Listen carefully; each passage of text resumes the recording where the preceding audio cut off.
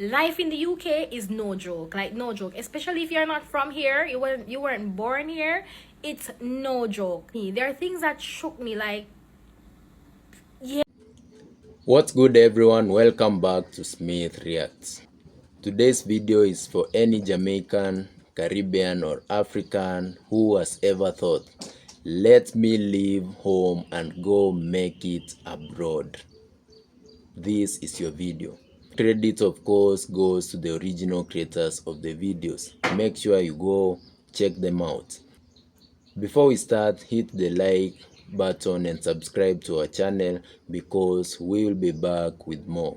Watch until the end this compilation of videos and then I'll be back with more commentary. When I tell people that I want to move back to Jamaica, the first thing that comes to their mind is, what about the crime? So let me tell you about my experience. I appreciate that my Jamaica is not everybody's Jamaica, but I can only tell you how I feel. And having lived in the UK for 9 years, let me just say this. I have experienced more direct consequences of crime in London than I have ever experienced in my entire life in Kingston, Jamaica. So when I get to England, my car gets broken into in front of my house. And babes, we lived in what they would call an uptown area. And it got broken into, but so sophisticatedly that they don't actually break any windows. It's all done electronically. So you get into the car, you're missing things, and you're almost thinking like, am I going crazy? Because there are no other signs, like physical signs that the car has been broken into. And then you realize actually your little money that you were hiding into the like flap of the mirror is gone. Anything that you had in the glove compartment is gone. And then you're like, oh damn, someone has actually robbed me. The other time, just after COVID, my car was parked directly in front of my house and the whole thing was gone. I called my sister, I said, you saw my car outside, right? She goes, of course I did.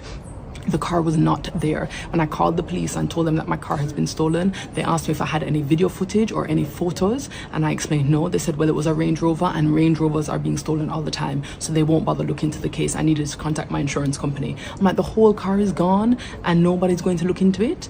And then at my restaurant, I had a restaurant in Clapham, again, not the hood. I had a restaurant in Clapham and a man threw a brick through the glass door, then climbed in to the restaurant through the door and basically stole alcohol and the till and whatever, so robbed me.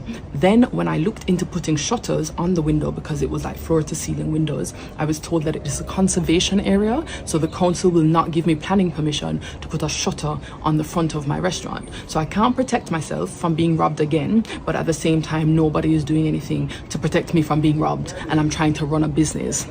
In Brixton, I used to have a restaurant, I had it there for 9 years. Post-COVID, the rates of like crackheads and just vandalism just started to go through the roof. And before COVID, there was a little bit of code of conduct, right? Like you had 5 regular crackheads, they'd come and check me at 1 o'clock in the morning, I'd give you a little food, but you would never come into the business whilst we were open, whilst we had paying customers. It was just understood that there was like some sort of respect. Post-COVID, the new crackheads, babes, they never respect anything. They would come into the restaurant whilst I'm open, you're sipping on a 14-pound cocktail and literally somebody is stealing your bag in that moment. And I'm like, this is getting madness. Again in Brixton, which is supposedly gentrified, someone gets stabbed at 3:30 in the afternoon. I'm like, you're not even waiting for nighttime? And for me, this was a bit weird. I opened a bar on Cold Harbour Lane. The day I was opening the bar, the roads were blocked off by police because there had been a fatal stabbing. So my point is that I have not ever had to have those concerns living here in Kingston, Jamaica. No, I am not saying that there is not an issue of crime. What I'm saying is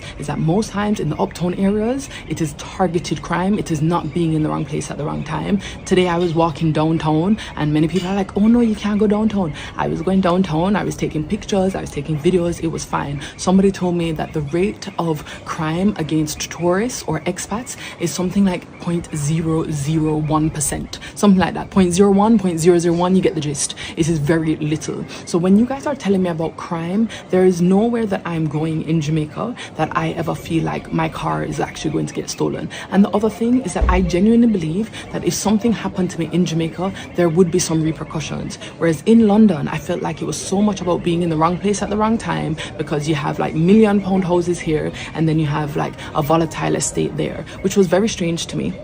And I just, maybe again, because I feel like a foreigner in London, it just never felt comfortable. I've seen somebody on the train and this man was being super aggressive to him. The guy wasn't even responding, and the man smashed his head into the glass and his head just started bleeding, and nobody flinched. Nobody said anything. I have confidence that if something happened to me here in Kingston, that somebody somewhere would take up after me.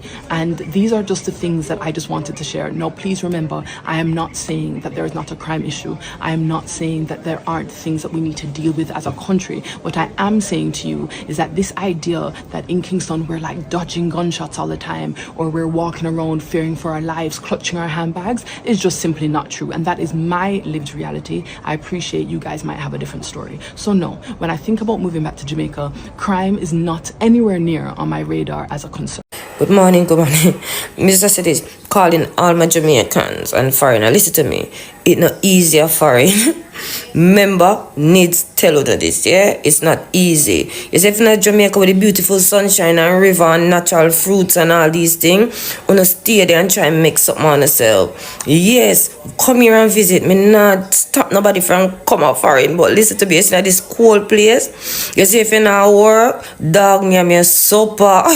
Nobody know they help you. Listen to me. And even with job, when we have a job, you see, when you work, you go straight back on bills. You understand me? So you see, when you no call and we can't send a little thing, it's not that we don't want to send it. We have bills to pay. My bills from council tax to rental, light to gas to what. Me say we can't stop with the bills there. And on top of them, tax up and tax on the paycheck. Listen to me. We hardly have anything to squeeze. You see them when they want to see a party up and party up. Don't get me wrong, they miss a party up. We probably just release little stress after them pay them bills and everything. Trust me. Because the money is not there. And worse, the cost of living coming, yo. It's not easy. Even with education, you get a job. It's not easy, and it's not that easy if you get a job either. Because you go see interview upon interview. If the people them not like you, you not get the work. You not get the work. Member needs to tell you that. You hear that? So if you're in the Caribbean, which part of the day with nice sunshine, whatever, yes, it might be a little boathouse, whatever, but I miss my little boathouse. When we can go a river, get up and cook some food out the door. Yes, sir. You not have no food, you not eat. No money for buy food, you can't eat. You can't go trust nothing at the people them shop. The foreign land not easy. Member needs telling you this. You hear that? Trust me. I always dream for just work and go back because obviously my mother sent for me. You understand what I say? Because she seek a better life. Education, me do my flight attendant, everything. But me get sick. You understand me? After that I be a buckling. Yo, remember me tell you. Luckily me have my girl with brain. You understand what I say? Trust me, that place is not easy. You know, this cold land, foreign land is not easy, my people. Remember me telling you that. I see my father back home and me tell him, me just make sure him okay. You understand me? Even though me can't eat sometime, me make sure him okay. Because me say me nah make him come struggle like me. You must say mad. My father can't come struggle. But my son, me make sure him have everything him have. Want him have everything me have. We scrape, we left back, we just scrape for myself. But anybody can relate to this, so the foreign are not easy. Anybody can say it easy, whatever. To Uno, good luck to Uno. Glad for Uno. But for me, and most people, it's not easy. So. You hear that? For the last video I make about life not easy in the UK. To all who ask why me not go back. The reason why the kids not go back is because I can't find nobody to trust. I have big trust issue. I start business back home so that I could take me little time build up and go back, and it's the own relative of mine rob out everything.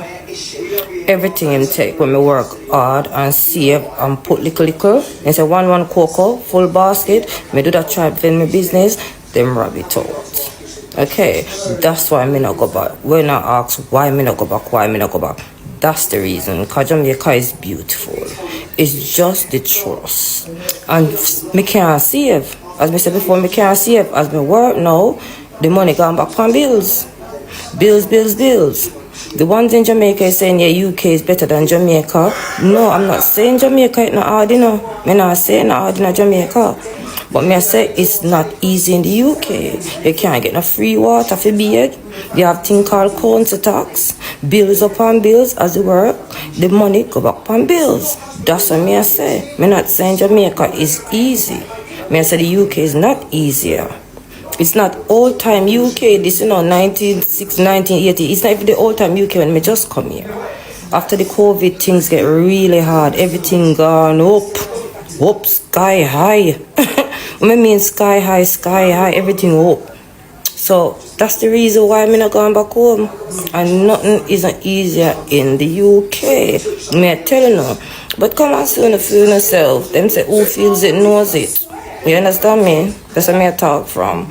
You know, say within the Jamaican diaspora, those of us that live in the United Kingdom really do have it worse. You know, just check the travel time and the time difference for one. 10 hours in the air in one tube above the Atlantic Ocean before you touch down. And when you touch down, you're transported 6 hours back in time. So you leave yesterday, arrive tomorrow, but you're really still in it today. But if you're in a New York, you know, if you're part of the New York diaspora, if you're part of the Miami diaspora, if you're part of the Toronto diaspora, I want 3 hours in upon the plane, you know, I want 45 minutes in upon the plane, and there's absolutely no time difference. And if there's a time difference, it must be about 1 hour or so. And we have what? 3 plane a week, you know, a week leaves London to come to Kingston. You hear me say 3 a week, not 3 a day.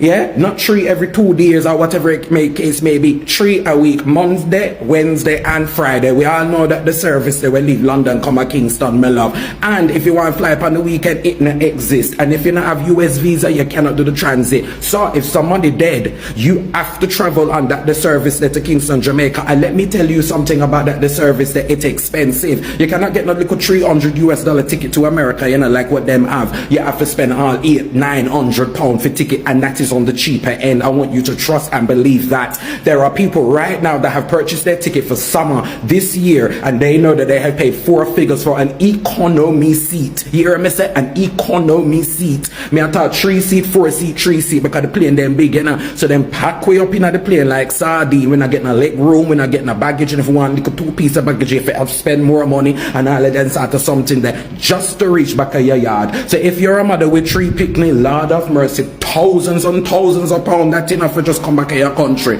So just retaining and maintaining your connection with the island can be so difficult just for that simple fact. Because if you're there in America, you know, and you miss the 6 o'clock, you just get the 7 o'clock. You know how much flight leave New York, come to Jamaica, come on, wait name there, Kingston. Yes, I know some of you can say you can fly to Montego Bay and all of these things. Yes, you can fly to Montego Bay, Palm Virgin, where I have a couple plane where I go there. But still the frequency and the amount is not enough. And then when you're in Jamaica, you have to be dealing with this whole blasted thing with them people where they just believe, say, everybody that travels has moved to America. And they start talking to you about US dollars and all of them sort of something that I have this habit of saying to them, I'm so sorry, but I'm from England and I don't bank in US dollars. I actually bank in a stronger currency.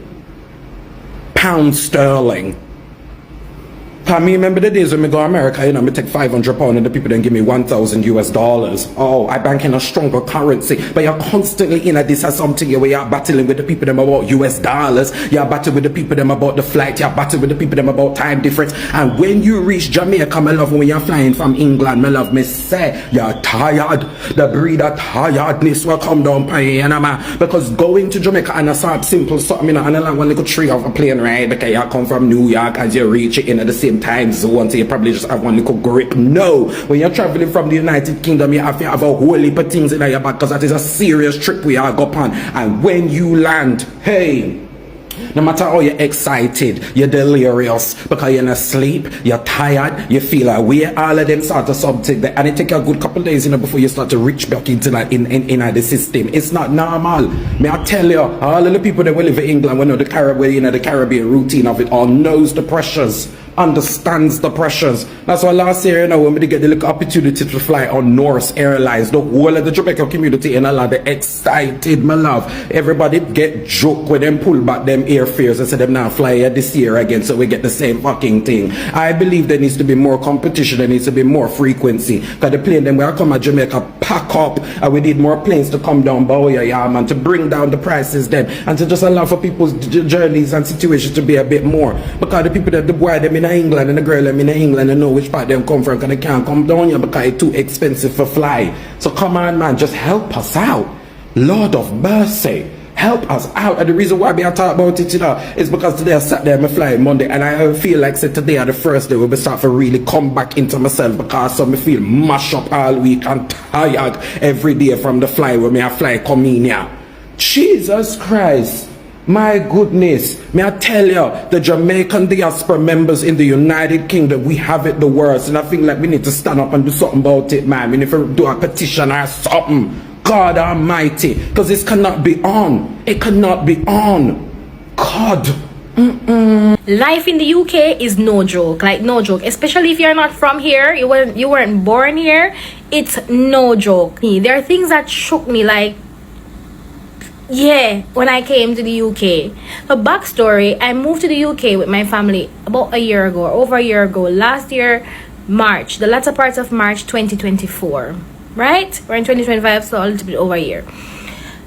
And so I'm from the Caribbean. Specifically the sun-soaked island of Jamaica.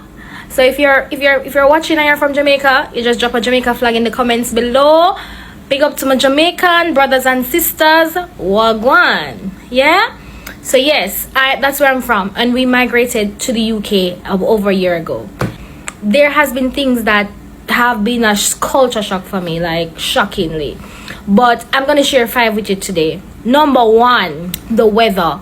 To be honest with you, this was like a reversal shock, because in my mind, I'm like an extremist sometimes. So I was preparing for like freezing cold, finger drop off kind of weather kind of thing, and that was not the case. Mind you, I came in the spring where the weather wasn't too bad. I was preparing to get into the summer, so that wasn't too bad, and that was a good time. Well, so I was told, and so I've experienced that it's a good time to come, where you can get to transition into the colder time and preparing for winter. So that was great, but it was cold.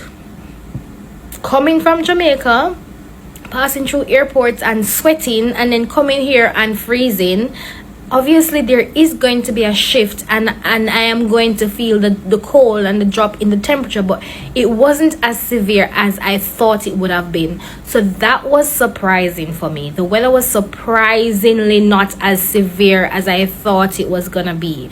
Yeah, so I was over prepared. Like in warmer time, I didn't have any clothes to wear because everything was warm. In my mind, it's just ice.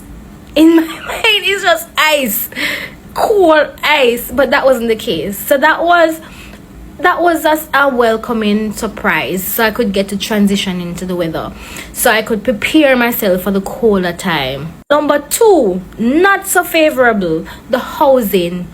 Now, I'm used to my big backyard, side yard, front yard, all these things, especially if you grow up a country. You're used to your backyard and your little tree, your mango tree, your orange tree over there. So even though the recent communities that they are building, you don't have no backyard. I don't want to call any name. You don't have much space, because them cut up the house beside each other to get extra space to build house. But you still get a little piece of land one on the back and a little piece one on the side. Here, so it's like a building block right on top of each other. It's just pure apartment. So you come in, you go up to your floor, and you go in your apartment. So if you want to plant one little tree, you have to go get one pot, plant it, and put it in your kitchen. So it's just pure apartment. Mind you, obviously, this is not for everywhere and everyone, because it depends on where you are. It depends on what you have. It's not for everybody, but I'm just speaking generally based on what I've seen since I have came here. The housing system is way different from what I'm used to. It's mostly apartment, and you just go in and you shut your door. And the apartment, the rooms are very small. The rooms are smaller than I was gonna say the rooms are small like out of Jacaranda, but I said I wasn't gonna call the name. Anyway, if you know Jacaranda, stop. The rooms are very small. They're smaller than what I'm used to. So when we were searching for places to rent, and that's another story. When I was placing for houses to rent, let me know if you want to hear it. When I was searching for houses to rent, and you see 2-bedroom, this, that, that, when you look, And some little box, so. I said, so what go in this? Just some bed. I just your bed. Your bed and one chair. But yeah, and I said there are exceptions to the rule because I've gone places and seen places and been in places, and you know, you get different. So it varies, but for the most part, the places that I've seen, this is the case, and that was surprising to me. The housing system was very surprising to me. Number 3, this was a shock, like especially for me who is in healthcare. I know that people in Jamaica smoke.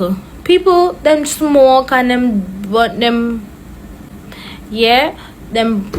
but when I tell you that almost everybody smokes, and you just see them and they're smoking, and that was shocking to me. Like outside, out and about, open, randomly just smoking, like everywhere you go.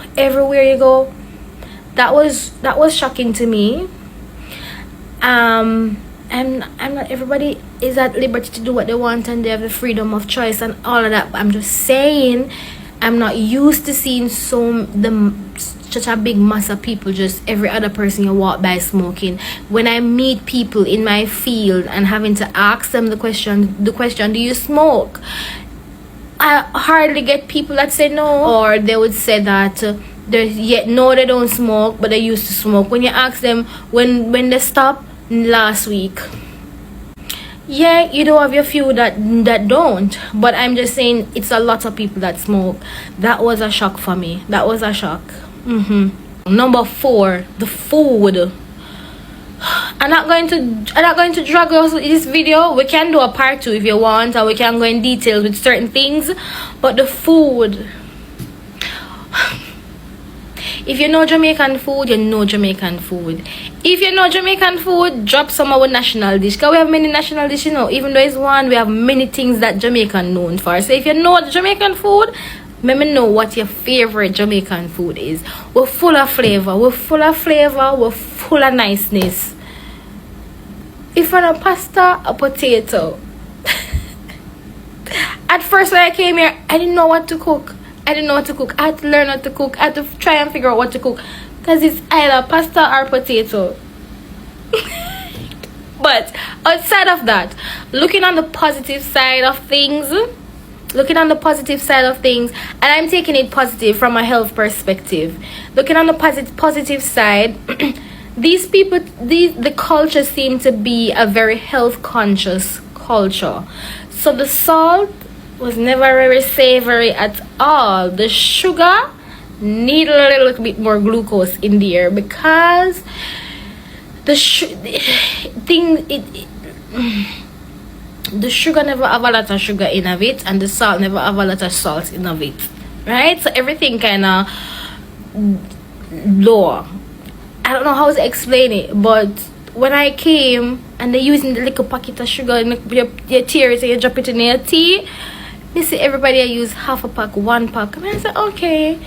When me pull it now to put it on my tea, I say, I look around and I say, there's something wrong with me, because I'm not taste nothing. I'm not tasting anything. I'm not going to tell you how much sugar I use, but it's dwindling down. I'm adjusting. But I think it has allowed me to shift my mindset into that direction, which is going to assist me with my growth or my development in terms of my health and my wellness. So that's fine. That's fine. Use a little bit of sugar, a little bit of salt, fine. So things, the thing is like, things are packaged a certain way where you consider your health. Even fast food, when you buy the fast food, it's not very salty or very sweet. I'm not saying that means it's healthy or anything, you know. I'm just saying that a lot of focus is placed on the nutritional benefits of food, right? I'll just leave it there. I'm just gonna leave it there. If we want to talk about it in the comments, we can talk about it. If you want to know more, we can talk about it. But I'm gonna leave it there. I'm still adjusting. I still buy the potato and the pasta, you know, but I'm still trying to figure out ways, and I'm learning different ways and different things that I can do, right? And adjust and find interesting dish to do. I'm still learning, but that was an adjustment, to be honest. And lastly, we're gonna end on a good note. The driving here, the drivers are so courteous, and again, there are exceptions to the rule. Everybody's not the same, but if you know, you know. Driving in Jamaica but anyway, the drivers here are very courteous, meaning if you're about to, if you look like you're going to cross the road, then stop. Worse if you have a child, a baby, they stop. Obviously you have your stop sign and your light, you wait on that, but I'm talking about minor roads where, you know, vehicles may pass or whatever. You even look like you're going to cross the road, they stop. As a matter of fact, some of the roads, the people here, based on the white line, you have certain signs, and I don't know some of the road codes yet, but you have certain things are signed on the road. Literally people just walk out, and the vehicle just stop for them to pass, even if is 100 people, and if 5 people pass and then the next 5, they stop. That was new for me. The driving here, they're very courteous in when they drive, and people don't speed, my love. People know what is speeding, because you got to pay. It's not, you best believe you're going to get that in the mail, because them have them thing, they pick it up, but they pick up the driving, they something speed meter, something they pick it up and you get the bill. You're getting the bill, and you know them people have them things set up and start out and properly together, so the people about the fast driving. Yeah, so you know nobody overtake and a rush and a people. Mind you, as I said, there are exceptions to the rule, but the driving here is one that it's like a breath of fresh air. If you drive a Kingston, say drive a Kingston. If you're a Kingston driver, if you have to commute through Kingston, around to Kingston, from Kingston, especially in peak hours, you know what I'm talking. You know what I'm talking about. I was pleasantly surprised about the driving here, and how courteous the people are when they are driving and they are considering the pedestrians on the road. Guys, I have so much that I could say. But I don't want to say too much. So if you're interested in a part 2, let me know in the comments below. And I want to know if you are, first of all, if you are from any Caribbean country, drop it below. Drop your flag below. Not even Caribbean, because you have, oh no, we're gonna leave that for our next time. That's shocking. Anyway, we're gonna leave that for another time. But if you have migrated from another country to the UK, drop your flag below. And if you can relate to any of the points that I have said, let me know. And let me know what was one of your what is the most shocking thing for you moving to the UK from your country. I am so intrigued and I'm so interested to know. So let me know in the comments below, and we'll talk more. Okay, we'll talk more about this. Bye bye. Thank you very much for watching that video until the end. So the video here is a wake-up call, because for years we were sold this idea that once you reach the UK, life is automatically better. You will make it in life. And what these Jamaicans are saying is simple. Surviving is not the same as living. In your country, you may realize that you are living instead of surviving. Once you live, you are surviving. You are not living. Let's start with money. Council tax, rent, gas, light, name it, internet, transport. Before you even breathe, your paycheck is already gone. You are working, but you are not progressing. Your work is to work. Progress, zero. That's the part they will not tell you back home. You have a job doesn't mean you are okay. You know, one of the biggest lies is, at least you have a job. Okay, but if every dollar is going to bills, what exactly are you building? No savings, no investment, no breathing room. That's not success. I can call that managed stress. Now, this part really hurts. You can't be qualified, degrees, experience, and still struggle to get a job. You go to multiple interviews, you get multiple rejections, multiple delays, and it makes you start questioning your worth. That will really mess with your mental health. This was one of the most surprising parts. People assume crime in Jamaica is worse, but listen carefully.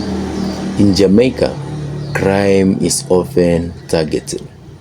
In London, in the UK, it can be random. The car break-ins, car theft, restaurant robberies, that constant fear will actually honestly wear you down. This right here is where Jamaica wins. In Jamaica, neighbors check on you. I've always said Jamaica, they are one people. They check on each other. The neighbors will check on you, ensure you are okay. If something happens, people will know.